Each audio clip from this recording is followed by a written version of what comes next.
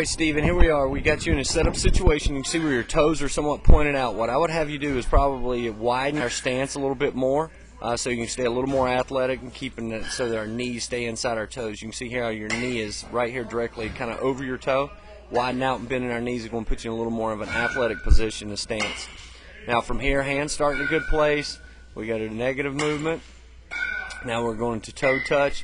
And you can start to see here where your hands start to kind of sneak out from behind this back shoulder. We would like to keep them no further than that. Let's see what happens in our next frame. And we start to kind of move forward, and you did a good job there staying short to the ball. Now, at this frame, you can start to see now how your hands are kind of dragging behind you. Okay? And we can see how our hands are here and how you've got that separation between that back shoulder and your hands. And you can see how JD's got them really tight into his right back shoulder. Okay? And now let's kind of move from frame 5 to frame 6.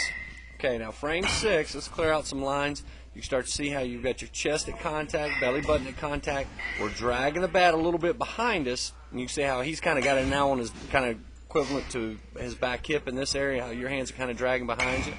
And then we get to contact,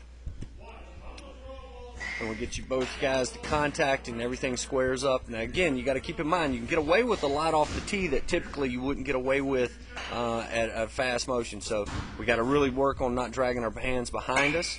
And then the thing that I saw here is immediately at contact, you can see how JD Drew, how he has what we call a power V. And what we're looking for him for this power V is this situation right here.